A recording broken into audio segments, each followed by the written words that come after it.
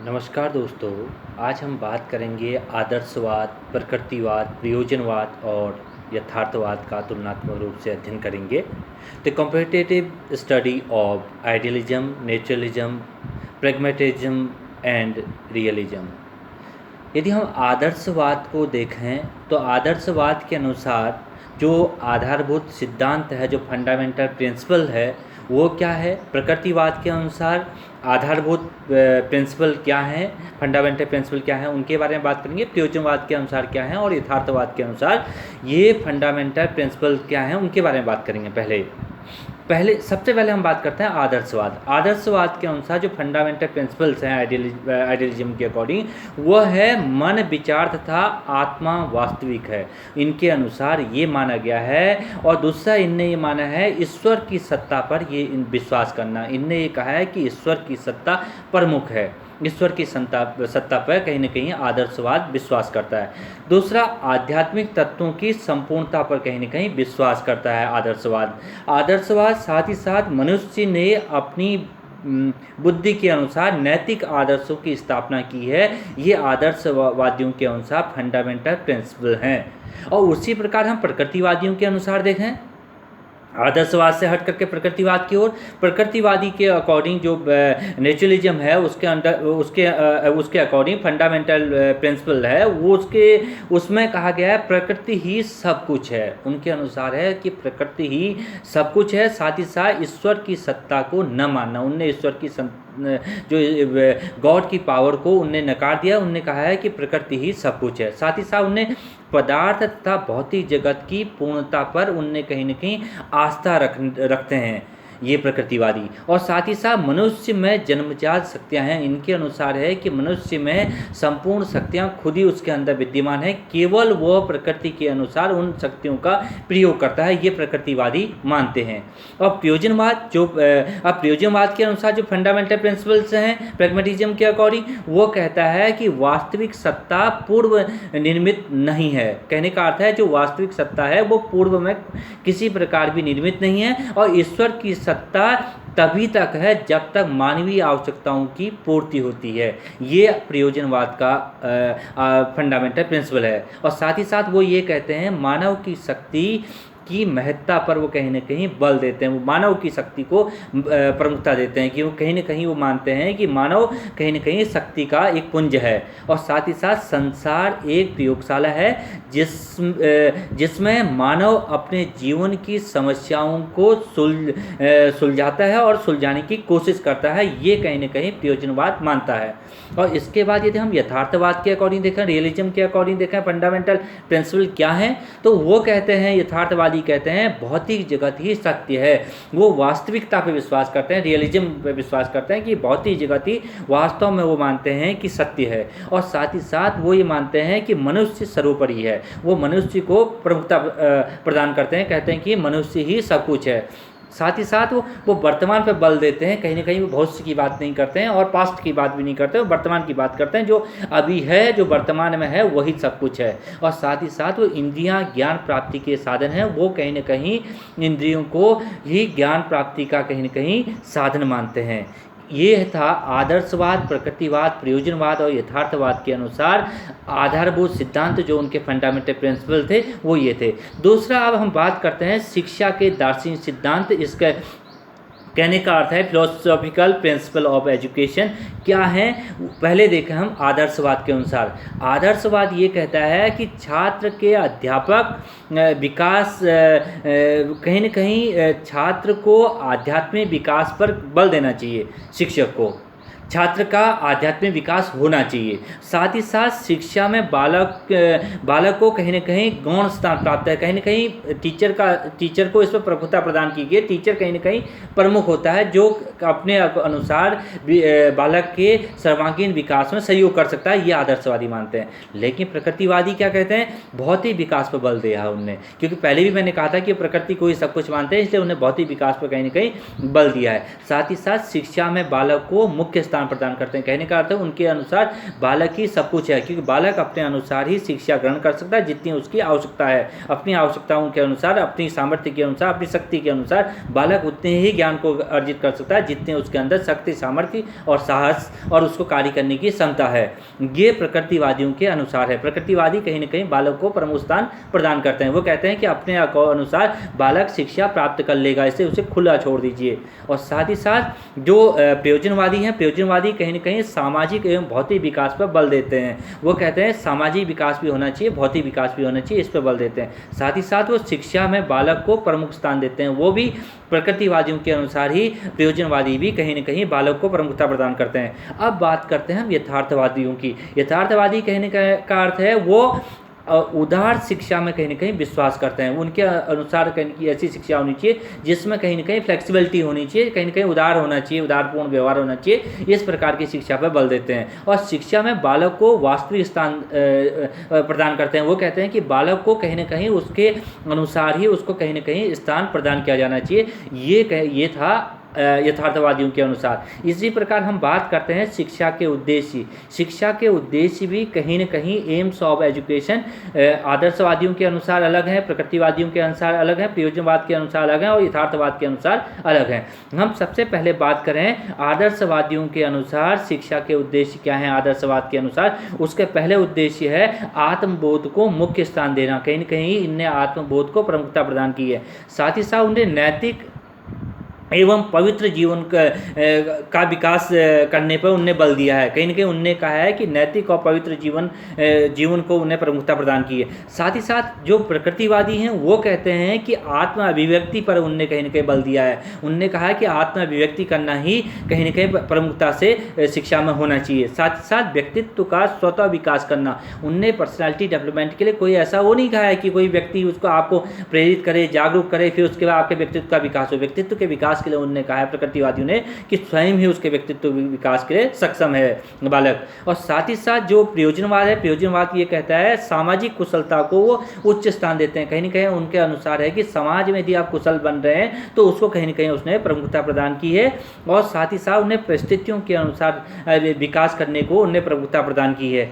और हम बात करें यथार्थवादियों के अनुसार, यथार्थवाद क्या कहता है। यथार्थवाद कहता है वास्तविक जीवन की तैयारी पर कहीं ना कहीं जोर प्रदान करता है। वास्तविक जीवन को वो सब कुछ मानता है। साथ ही साथ वो सुखमय जीवन व्यतीत करने के लिए भी वो कहीं ना कहीं बल प्रदान करता है। वो कहता है कि कहीं ना कहीं जीवन ऐसा होना चाहिए जो सुखमय हो। इस प्रकार हम कह सकते हैं कि शिक्षा के जो एम्स ऑफ एजुकेशन हैं वो आइडियलिज्म के अकॉर्डिंग अलग है, नेचुरलिज्म के अकॉर्डिंग अलग है, प्रैग्मेटिज्म के अकॉर्डिंग अलग है और रियलिज्म के अकॉर्डिंग अलग अलग हैं। इस प्रकार कहीं ना कहीं शिक्षा दर्शन को देखें तो कहीं ना कहीं शिक्षा का जो दर्शन है वो अलग अलग रूपों में आदर्शवादियों के अनुसार अलग है, प्रकृतिवादियों के अनुसार अलग है, प्रयोजनवाद के अनुसार अलग है और साथ ही साथ वो यथार्थवाद के अनुसार अलग अलग है। इस प्रकार हम कह सकते हैं कि शिक्षक को कहीं न कहीं इन सभी बात का ज्ञान होना चाहिए और जिससे वो कहीं न कहीं बच्चों के भविष्य को उज्जवल बनाने के लिए कहीं न कहीं सहायक हो सकता है और उनके उज्जवल भविष्य बनाने में कहीं न कहीं पूर्ण रूप से सहयोग प्रदान कर सकता है।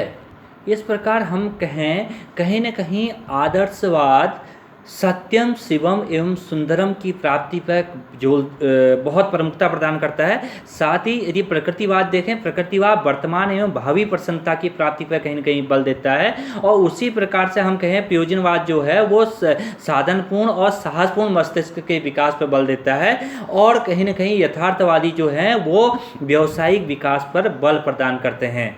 और इसी आधार पर हम कह सकते हैं कि किस प्रकार का पाठ्यक्रम की बात प्रकृतिवाद कहता है, आदर्शवाद कहता है और प्रयोजनवाद कहता है और यथार्थवाद कहता है। हम सबसे पहले आदर्शवादियों के अनुसार देखें कि पाठ्यक्रम कैसा होना चाहिए, करिकुलम में क्या चीज़ समाहित होना चाहिए और किस प्रकार का होना चाहिए। जो आदर्शवाद है वो कहता है पाठ्यक्रम की रचना मूल्यों के आधार पर करना चाहिए, मूल्यों को आधार मानते हुए पाठ्यक्रम का निर्माण होना चाहिए। दूसरा वो साथ ही साथ ये भी कहता है सभ्यता के उत्कर्ष की कहीं न कहीं झलक उसमें उस पाठ्यक्रम में होनी चाहिए, इस पर बल देता है। और साथ ही साथ मानवीय विषयों पर कहीं न कहीं बल प्रदान करता है आदर्शवाद। और प्रकृतिवाद किस प्रकार की शिक्षा की बात करता है, किस प्रकार पाठ्यक्रम होना चाहिए। प्रकृतिवादी कहते हैं पाठ्यक्रम की रचना बालक की रुचियों के आधार पर होनी चाहिए। बालक का जिसमें रुचि है, जिसमें इंटरेस्ट है, उन्हीं विषयों को कहीं ना कहीं पाठ्यक्रम में सम्मिलित किया जाना चाहिए। और साथ ही साथ आत्मरक्षा करने वाले विषयों पर कहीं ना कहीं बल प्रदान करना चाहिए, जिससे कि वो स्वयं अपनी आत्मरक्षा के लिए तत्पर हो सके, आत्मरक्षा कर सकें। और साथ ही साथ वैज्ञानिक विषयों पर बल देना चाहिए, वह वैज्ञानिकता पर विश्वास करता है। प्रकृतिवाद कहीं ना कहीं वैज्ञानिक ज्ञान पर भी बल प्रदान करता है। अब प्रयोजनवादी क्या कहते हैं, प्रयोजनवादी के अनुसार जो करिकुलम होना चाहिए, जो पाठ्यक्रम होना चाहिए, पाठ्यक्रम के निर्माण में कहीं ना कहीं बालक की रुचियों और अनुभवों पर कहीं ना कहीं बल देना चाहिए। कौन सा अनुभव को बच्चा लेना चाह रहा है, उसकी रुचि किस विषय को पढ़ने में अधिक है। साथ ही साथ उसे उपयोगिता के आधार पर विषयों और उनके क्रियाओं में स्थान देना चाहिए। कहीं ना कहीं एक्टिविटी ऐसी होनी चाहिए, उपयोगिता के आधार पर होनी चाहिए और एकीकरण के सिद्धांत के अनुसार विषयों के अध्ययन करने पर कहीं ना कहीं बल प्रदान करता है। और साथ ही साथ अब बात करते हैं रियलिज्म की, यथार्थवादी। यथार्थवादी कहीं ना कहीं व्यापक पाठ्यक्रम बनाने पे बल देते हैं। उनके अनुसार पाठ्यक्रम ऐसा होना चाहिए, विस्तृत होना चाहिए और पाठ्यक्रम में व्यवहारिक पक्ष पर कहीं ना कहीं बल देना चाहिए। कि कहने का अर्थ है कहीं सिद्धांतिक पे नहीं होना चाहिए, कहीं ना कहीं उसका व्यवहारिक पक्ष पर भी प्रभुता दी गई है। और उपयोगिता के आधार पर कहीं ना कहीं वैज्ञानिक विषयों पर बल देना चाहिए, वैज्ञानिकता को उसमें समाहित करना चाहिए, जिससे कि वह वैज्ञानिक ज्ञान को आत्मसात कर सके। अब इसके बाद हम बात करते हैं कि जो मेन मेथड्स ऑफ टीचिंग हैं, इसमें शिक्षा में कौन कौन सी ऐसी मेथड्स हैं, कौन कौन सी मेथड्स को हम इसमें लागू करना चाहिए। हम पहले बात करते हैं आदर्शवादियों के अनुसार। आदर्शवादी किस प्रकार की शिक्षण की विधियों पर बल देते हैं, वो बल देते हैं निर्देशन की पद्धति पर वो प्रमुखता देते हैं, व्याख्यान पद्धति पर प्रमुखता देते हैं, पुस्तक पाठन पर देते हैं, साथ ही साथ वो अभ्यास पर प्रमुखता प्रदान करते हैं। और ये था आदर्शवादियों के अनुसार। अब प्रकृतिवादी क्या कहते हैं, प्रकृतिवादी कहते हैं करके सीखो।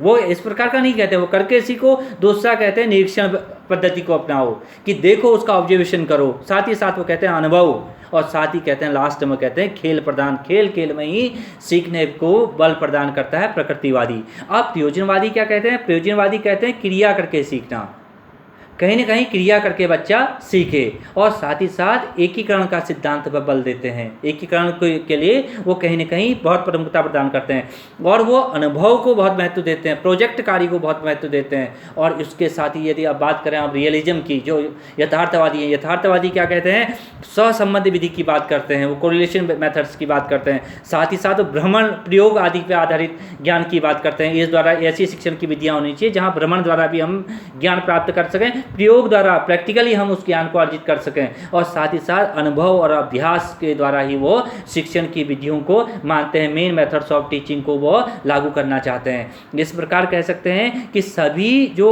वाद हैं वो प्रत्येक वाद कहीं न कहीं शिक्षा की जो मेन मेथड्स ऑफ टीचिंग हैं वो अलग अलग हैं, वो अलग अलग प्रकार से कहीं न कहीं शिक्षा में कहीं न कहीं उन टीचिंग की मेथड्स को अप्लाई करना चाहते हैं। उसके बाद कहते हैं कि अध्यापक का स्थान, जो प्लेस ऑफ द टीचर है वो किस प्रकार का होना चाहिए। वो सबसे पहले हम देखते हैं आदर्शवादियों के अनुसार। आदर्शवादी शिक्षक को, अध्यापक को मुख्य स्थान प्रदान करते हैं। कहीं न कहने का अर्थ है कि आदर्शवादियों के अनुसार शिक्षक का स्थान प्रमुख है। और वही प्रकृतिवादी शिक्षक को वो उतना प्रमुखता से नहीं देते, उनके अकॉर्डिंग है ये गौण स्थान है, उसको टीचर को दिया गया है, उसको प्रमुखता से स्थान नहीं दिया गया। क्यों? क्योंकि उसमें ये कहा गया है कि बच्चा स्वयं करके या स्वयं अनुभव से ज्ञान अर्जित करे और वो खेल द्वारा सीखे और साथ ही साथ टीचर उसमें केवल निरीक्षण की भूमिका अपनाए, इसलिए उसको प्रमुखता नहीं दी गई है। और उसके बाद प्रयोजनवाद कहीं न कहीं अध्यापक को मार्गदर्शक के रूप में देखता है, उसको कहीं न कहीं पथ प्रदर्शक के रूप में देखता है। और इसके बाद हम बात करते हैं रियलिज्म कहने का अर्थ है वो अध्यापक को कहीं न कहीं प्रमुखता से प्रमुख स्थान प्रदान करता है। इस प्रकार हम कह सकते हैं कि जो प्लेस ऑफ द टीचर है वो आदर्शवादियों के अनुसार अलग है, प्रकृतिवादियों के अनुसार अलग है, प्रयोजनवादियों के अनुसार अलग है और यथार्थवादियों के अनुसार वो भी अलग अलग है। और उसके बाद हम बात करते हैं अनुशासन की। अनुशासन कैसा होना चाहिए, डिसिप्लिन, डिसिप्लिन का किस प्रकार का होना चाहिए। वो डिसिप्लिन में कहने का अर्थ है आदर्शवादियों के अनुसार देखें हम सबसे पहले आदर्शवादियों के अनुसार जो डिसिप्लिन है वो अध्यापक द्वारा प्रभावित होना चाहिए। कहीं ना कहीं अध्यापक का बहुत बड़ा स्थान दिया गया है और उसमें कहीं ना कहीं नियंत्रित होना चाहिए, कहीं ना कहीं उसको कंट्रोल्ड होना चाहिए। और साथ ही साथ वो ये चाहता है कि इस प्रकार का अनुशासन हो जिसमें कि छात्र और शिक्षकों के बीच में अच्छा व्यवहार बन सके। ये आदर्शवादियों के अनुसार है। उसके बाद हम बात करते हैं प्रकृतिवादियों के अनुसार अनुशासन। प्रकृतिवादियों के अनुसार अनुशासन ऐसा होना चाहिए बच्चे को स्वच्छंद छोड़ देना चाहिए, वो कहीं ना कहीं अपने आप ही उस अनुशासन को अपना ले और साथ ही साथ वो स्वाभाविक परिणामों के द्वारा सामाजिक अनुशासन को अपनाए और उसको आत्मसात करे। उसके बाद बात करते हैं प्रयोजनवादी। प्रयोजनवादी ऐसे कहते हैं कि कहने का अर्थ है प्रयोजनवादी कहते हैं सीमित स्वच्छंदता होनी चाहिए। कहने का अर्थ है कि ऐसा ना हो कि बिल्कुल ही कंट्रोल्ड नहीं होना चाहिए, बल्कि उसमें कहीं ना कहीं डिसिप्लिन में कहीं ना कहीं फ्लेक्सिबिलिटी भी होनी चाहिए। कहने का अर्थ है सीमित हो, ऐसा ना हो कि बहुत ज़्यादा उसमें कठोरता हो, कठोरता के साथ साथ उसमें कहीं ना कहीं फ्लेक्सिबिलिटी पे भी वो जोड़ देते हैं। साथ ही साथ वो सामाजिक अनुशासन पर भी बल प्रदान करते हैं। और इसके बाद बात करते हैं रियलिज्म की। रियलिज्म कहने का अर्थ है वो नियमितता पर कहीं ना कहीं नियमितता युक्त अनुशासन पर बात करता है, साथ ही साथ स्व अनुशासन पर बात करता है जिस अनुशासन के द्वारा बच्चा खुद ही क्या करे, अपने आप ही अनुशासन करने लगे। अब इसके बाद हम बात करते हैं कि छात्र का स्थान, प्लेस ऑफ द स्टूडेंट। यहाँ पर स्टूडेंट का स्थान क्या होना चाहिए, ये बहुत प्रमुख है, क्योंकि हम पूर्ण जो शिक्षा दे रहा है वो शिक्षा किसको दे रहा है, बालकों को दे रहा है। बालकों को देते वक्त, शिक्षा देते वक्त ये जरूर होना चाहिए कि किस प्रकार का शिक्षकों का, बालकों का स्थान शिक्षा में होना चाहिए। अब बात करते हैं सबसे पहले हम लोग आदर्शवादियों के अनुसार। आदर्शवादियों के अनुसार जो बालक का स्थान है वो कहीं ना कहीं गौण है, उसके अकॉर्डिंग बालक को प्रमुखता नहीं दी गई है। उनके अनुसार शिक्षा कहीं ना कहीं प्रमुख है। और उसी के अनुसार हम प्रकृतिवादियों के अनुसार देखें, प्रकृतिवादियों के अनुसार बालक केंद्रित शिक्षा है। कहीं ना कहीं अर्थ है कि बालकों को कहीं ना कहीं बाल केंद्रित शिक्षा के में प्रमुखता प्रदान की गई है। और साथ ही साथ बालक, और उसके अलावा यदि हम बात करें प्रयोजनवादियों के अनुसार, प्रयोजनवादी बालक को विशेष स्थान प्रदान करते हैं। कहने का अर्थ है बालक को प्रमुखता प्रदान करते हैं, बालक को कहने का अर्थ है कि बालक को ही सर्वोपरि मानते हैं। और इसके बाद हम बात करें रियलिज्म की। रियलिज्म ये कहता है बालक का महत्वपूर्ण स्थान है, कहने का अर्थ है बालक को ही प्रमुखता प्रदान करते हैं, क्योंकि जो रियल हो रहा है वो किसके साथ हो रहा है, बालक और शिक्षक आमने सामने हैं, तो इसलिए कहने का अर्थ है वो बालक को महत्वपूर्ण स्थान प्रदान करते हैं। अब विद्यालय की भूमिका के बारे में बात करते हैं कि विद्यालय का, स्कूल का क्या स्थान है। स्कूल की सबसे पहले हम बात करते हैं आदर्शवादियों के अनुसार। आदर्शवादी आदर्शात्मक स्थान मानते हैं स्कूल का, और प्रकृतिवादी कहने का अर्थ है वो प्रकृतिवादी प्राकृतिक वातावरण के रूप में स्कूल को मानते हैं। कहने का अर्थ है वो प्राकृतिक वातावरण के रूप में स्कूल को देखते हैं कि वैसा ही वातावरण होना चाहिए जैसे प्रकृति के द्वारा ही वो अपने ज्ञान को अर्जित कर रहा हो बालक। और उसके अलावा जो प्रयोजनवादी हैं, प्रयोजनवादी ये कहते हैं कि सामुदायिक जीवन केंद्र और समाज का लघु रूप में वो कहीं ना कहीं इस विद्यालय को मानते हैं। जैसे कि जॉन डीवी ने कहा भी था, कहने का अर्थ है समाज का लघु रूप जो है, समाज का लघु रूप जो है वो विद्यालय है। और इसके बाद हम रियलिज्म की बात करते हैं। रियलिज्म कहने का अर्थ है विद्यालय मनुष्य के निर्माण की जो वास्तविक स्थान मानते हुए कहने का अर्थ है उसको विद्यालय को प्रमुखता प्रदान करते हैं। इस प्रकार हम कह सकते हैं कि सभी दर्शनों का अपना अलग अलग महत्व है और अपना अपना महत्व है, और हम किसी एक दर्शन के सभी तत्वों को अपना नहीं सकते हैं। क्योंकि इसलिए नहीं अपना सकते हैं, सभी में से कुछ न कुछ हम ज्ञान लेकर के बच्चों के विकास के लिए उन ज्ञान को हम लगाने के लिए तत्पर होकर के कार्य कर सकते हैं, और हम सभी के विचारों को से लाभान्वित हो सकते हैं। सभी के विचारों से कुछ चीज़ों को ले करके हम बालक के सर्वांगीण विकास के लिए तत्पर कर सकते हैं। जैसे आदर्शवाद शिक्षा में आदर्शों और मूल्यों पर कहीं न कहीं बल देता है और मानवीय गुणों को प्रथम स्थान देता है। वहीं प्रकृतिवाद बालक की प्रकृति को समझने में जोर देता है, साथ ही साथ शिक्षा प्रणाली के विभिन्न दर्शनों की परिणाम हमें कराता है, और साथ ही साथ हमें इस प्रकृति से जुड़ने के लिए हमें तत्पर करता है। और साथ ही साथ जो दार्शनिक विचारधारा है, दार्शनिक ज्ञान है, उस विचारधारा को कहीं न कहीं समझने के लिए हमें तत्पर करता है। इस प्रकार हम कह सकते हैं कि हम वर्तमान परिस्थितियों के अनुसार आदर्शवादी, प्रकृतिवादी, प्रयोजनवादी, यथार्थवादी, इन विचारधाराओं को बच्चों की आवश्यकताओं और वर्तमान परिस्थितियों को ध्यान में रखते हुए शिक्षा में लागू कर सकते हैं। उनके अनुसार हम स्कूल का स्थान देख सकते हैं, डिसिप्लिन को देख सकते हैं, प्लेस ऑफ द स्टूडेंट देख सकते हैं, प्लेस ऑफ द टीचर देख सकते हैं, मेन मेथड्स ऑफ टीचिंग देख सकते हैं, करिकुलम देख सकते हैं, और पाठ्यक्रम के अलावा हम ये देख सकते हैं कि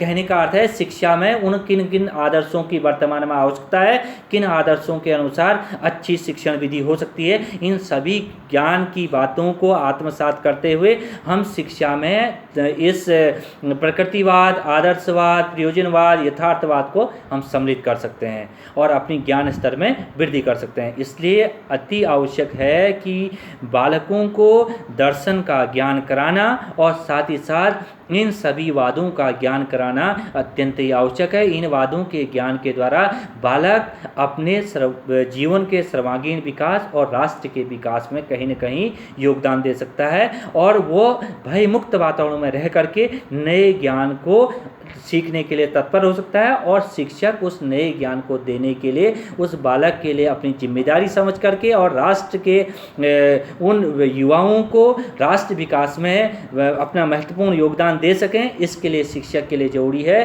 कि वो छात्रों के सर्वांगीण विकास को प्रमुखता प्रदान करे और छात्रों को नित्य नए नए ज्ञान से लाभान्वित करे और स्वयं भी नए ज्ञान को लेने के लिए तत्पर रहे। उसके अंदर हर समय दार्शनिकता बनी रहे और वो दार्शनिक की विचारधारा से कहीं न कहीं जुड़ा रहे और दार्शनिक ज्ञान को आत्मसात करे और समझे और बच्चों को सिखाए। जहाँ प्राचीन काल में भारतीय जो दर्शन था उसके अनुसार जीवन का उद्देश्य था कि मोक्ष को प्राप्त करना, लेकिन वर्तमान में कहीं न कहीं ज्ञान स्तर में वृद्धि करना ये भी कहीं न कहीं एक प्रमुख वो है कारण है। और साथ ही यदि हम बात करें आदर्शवादियों के अनुसार तो उसमें उनने जो सत्यम शिवम सुंदरम की प्राप्ति पर कहीं न कहीं बल दिया है, साथ ही साथ नैतिक और पवित्र जीवन के विकास को प्रमुखता प्रदान की है, और उनने आत्मबोध को, उनको सेल्फ रियलाइजेशन को भी उनने प्रमुखता दी है आदर्शवाद आइडियलिज्म के अनुसार। और वहीं प्रकृतिवाद के अनुसार यदि हम देखें तो आत्म अभिव्यक्ति कहने का अर्थ है सेल्फ एक्सप्रेशन को उनने महत्व दिया है, साथ ही साथ व्यक्तित्व का स्वतः विकास उनने माना है, और उनने वर्तमान और भविष्य में आनंद की जो प्रगति है उसको प्रमुखता दी है। उनने कहा है कि जिस कार्य को करने से बालक को खुद ही आनंद की अनुभूति हो उस कार्य को करने पर उनने कहीं न कहीं प्रकृतिवादियों ने बल दिया है। और प्रयोजनवादी के अनुसार यदि देखें वो कहीं न कहीं सामाजिक कुशलता को प्रमुखता देते हैं, वो सोशल एफिशिएंसी को प्रमुखता देते हैं। उनके अनुसार है कि सामाजिक रूप से कुशल बनना प्रत्येक व्यक्ति की जिम्मेदारी है और उस योग्य बनाना भी एक शिक्षक की जिम्मेदारी है बालकों को बनाना। और दूसरा जो साधनापूर्ण और साहसपूर्ण मस्तिष्क का विकास करना ये कहीं न कहीं प्रयोजनवादियों के अनुसार है। वो भी ये चाहते हैं कि कहीं न कहीं साहसपूर्ण मस्तिष्क का विकास हो, मस्तिष्क को ऐसा डेवलप करा जाए जो कहीं न कहीं साधनपूर्ण हो और साधनापूर्ण हो और साथ ही साथ साहसपूर्ण हो।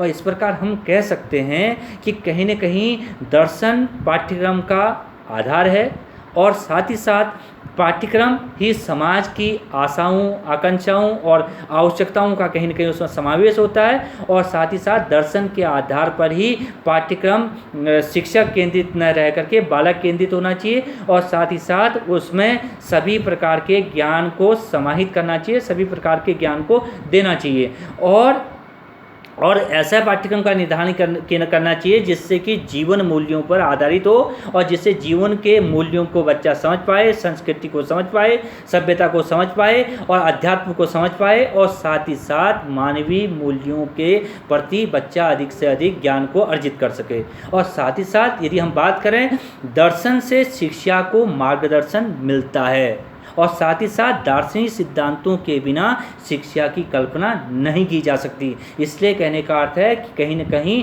जो दार्शनिक विचार हैं उनका शिक्षा में बहुत बड़ा महत्व है, और साथ ही साथ जो हमारे वाद हैं, प्रकृतिवाद हो, चाहे आदर्शवाद हो, चाहे प्रयोजनवाद हो, चाहे यथार्थवाद हो, ये सारे के सारे कहीं न कहीं शिक्षा और दर्शन को और प्रमुखता प्रदान करते हैं और बालकों को अधिक से अधिक ज्ञान प्राप्त करने के लिए प्रेरित करते हैं। और दर्शन के बिना शिक्षा की स्पष्ट प्रकृति को नहीं समझा जा सकता है, नहीं जाना जा सकता है। इसलिए ज़रूरी है कि हम शिक्षा में कहीं न कहीं दर्शन को शामिल करें और दर्शन में कहीं न कहीं हम इन सभी वादों को सम्मिलित करते हुए ज्ञान प्रदान करें और बच्चों का पथ प्रदर्शन करें और उनको हम ऐसे ज्ञानवान बनाएं कि जिससे कि वह अपने विकास के साथ साथ समाज, राज्य और राष्ट्र के विकास में योगदान दे सकें और समर्थ नागरिक बन करके और इस देश के विकास में पूर्ण योगदान दे सकें।